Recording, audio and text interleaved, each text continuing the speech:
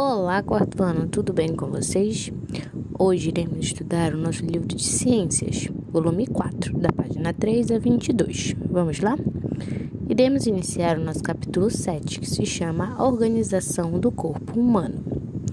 Primeiro, vamos iniciar falando sobre as células. Todos os seres vivos são formados por células. Existem organismos que são formados por uma única célula, como as bactérias e os protozoários. Esses organismos são chamados de unicelulares, tá? Então, quando só temos uma única célula, que esse organismo é formado, se chama de unicelular. Entretanto, muitos outros seres vivos são chamados de pluricelulares, ou seja, seus organismos são formados por várias células. Nós, seres humanos, somos pluricelulares, pois somos formados por trilhões de células. Nosso corpo, incluindo todos os órgãos, como o coração, que você viu no início do capítulo, é formado por estruturas chamadas células, tá? Então, todo o nosso corpo, o corpo humano, ele é formado por trilhões de células, por isso nós somos pluricelulares. Portanto, podemos dizer que as células são as unidades básicas dos seres vivos, tá bem? A maioria das células é tão pequena que não pode ser observada a olho nu. Nós não conseguimos ver ela assim a olho nu, como nós vimos qualquer objeto, qualquer animalzinho pequeno que seja, tá?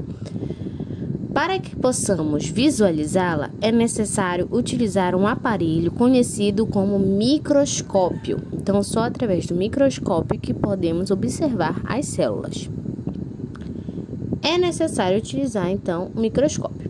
Esse aparelho é constituído de lentes que aumentam a imagem das células, possibilitando o seu estudo, tá? Então, ele contém lentes que irão dar uma forma de um zoom, tá? Abrir bastante a imagem e assim é possível enxergar as células.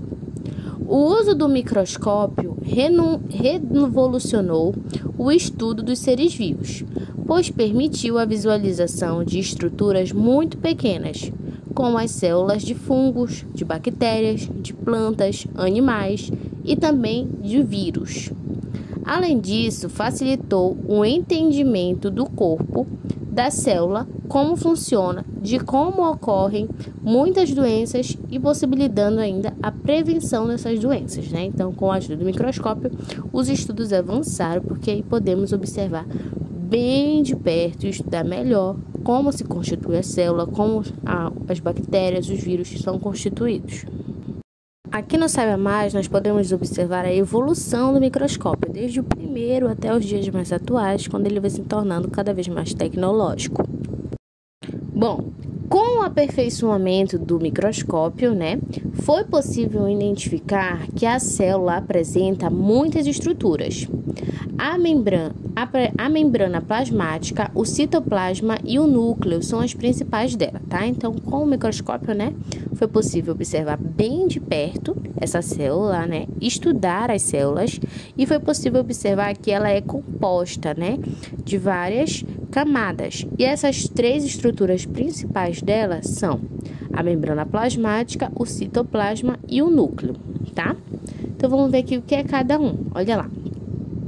A membrana plasmática é uma fina camada que envolve e protege a célula. Ela permite a troca de substâncias como oxigênio, água e nutrientes, tá? Entre a célula e o meio que ela se encontra. Então, a membrana plasmática, tá? Ela vai estar envolvendo a célula, vai ser aquela camadinha protetora. A que está do lado de fora, a gente pode até observar na imagem. O citoplasma é a região localizada entre a membrana plasmática e o núcleo. Nele encontram-se estruturas responsáveis por algumas funções vitais da célula, como a nutrição. Então, o citoplasma já vai estar entre a membrana, que é a parte de fora, e o núcleo, que é a parte mais interna, tá? E ele é responsável pela nutrição daquela célula. O núcleo, ele é a estrutura responsável pelo funcionamento da célula. Nele é armazenado o DNA, o material genético que define nossas características, como a cor do cabelo, cor da pele. estruturas, se vão ter a presença de sardas no rosto ou não, tá? Então, dentro do núcleo tá presente as características do nosso organismo, tá? O nosso DNA. Nos seres pluricelulares, as células variam de acordo com a função que desempenham. Há aquelas que digerem alimentos, as que atacam os agentes de doença e carregam substâncias por todo o corpo, entre várias outras funções. Então, o nosso organismo ele é composto por diversas células, tá? E cada célula vai ter uma função. Aqui abaixo nós temos 4 exemplos, né, que podemos estar observando e percebam que cada uma é diferente da outra, tá?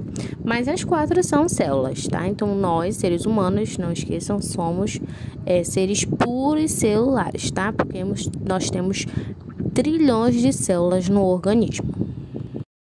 Aqui nós vamos para a atividade, tá? Onde vocês irão organizar aqui quais são as camadas presentes na célula, tá? Temos aqui também a questão 2, que será uma pesquisa.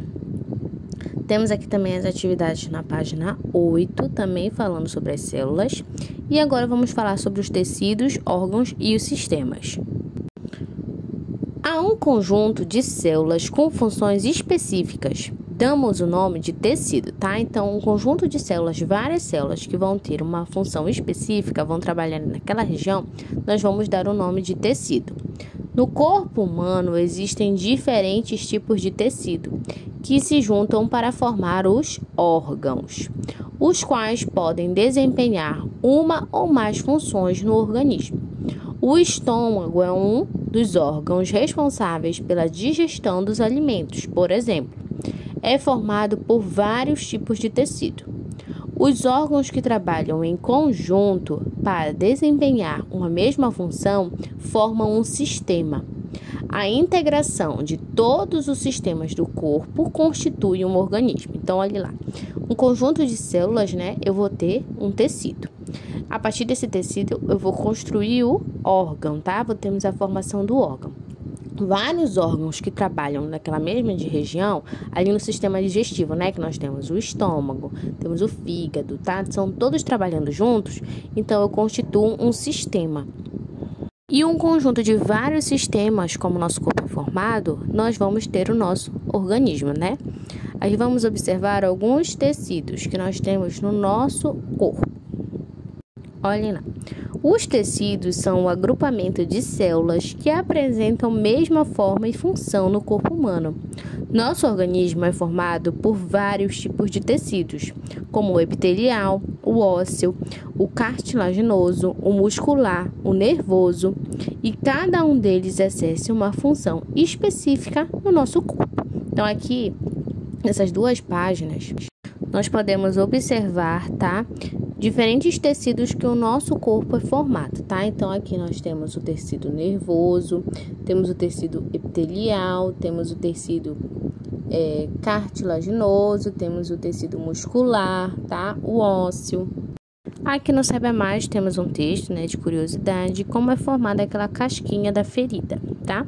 E aqui vamos para as atividades na página 13, aqui também na página 14, na página 15, e vamos falar agora da integração do corpo humano. Bom, você já estudou, né, que os órgãos são formados por um conjunto de tecidos. O estômago é um exemplo de órgão, pois ele é composto de vários tecidos. Observe algum deles. Nós temos aqui nas imagens, né, exemplificando alguns tecidos que ele é formado. Então, nós temos o estômago, olha, temos o tecido epitelial, temos o tecido sanguíneo, temos o tecido nervoso, tem o tecido, diversos tecidos, né, que vão se formar um órgão. Então, um conjunto de tecidos vão formar um órgão, né? O estômago e outros órgãos que realizam a digestão dos alimentos constituem um sistema, o sistema digestório. Então, lembrem lá, né? Quando nós temos vários órgãos que trabalham de uma mesma maneira, nós construímos um sistema. No caso, o estômago faz parte do sistema digestório. Do mesmo modo, o órgão com funções específicas formam outros sistemas. Outros sistemas do corpo são o sistema respiratório, o sistema cardiovascular, o sistema nervoso, o sistema sensorial, o sistema endócrino, o sistema locomotor, o sistema genital e o sistema urinário, tá? Todos esses sistemas exercem suas funções de formas integradas para manter o corpo funcionando em equilíbrio. Por exemplo, o oxigênio e os nutrientes nos pulmões é transportado para todo o corpo pelo sangue. Os nutrientes que vêm da digestão dos alimentos também são transportados pelo sangue. Já o sangue é filtrado nos rins e as substâncias que precisam ser eliminadas saem com a urina, né? Então percebam que o nosso corpo ele vai sendo integrado por diversos sistemas e para ele funcionar, cada sistema vai ajudando um ao outro, tá bem? E aqui temos uma atividade de colagem sobre os sistemas do corpo humano, tá? Aqui temos também uma experiência na realização aqui do Ciência em Ação. E aqui são as respostas de acordo com a experiência realizada. Aqui na página 20 nós temos um texto para realizar a atividade sobre os sistemas também aqui na página 21, tá bem? E aqui ao final temos uma revisão sobre tudo o que foi visto no decorrer deste capítulo. Bom quarto ano, um grande beijo e até o próximo vídeo.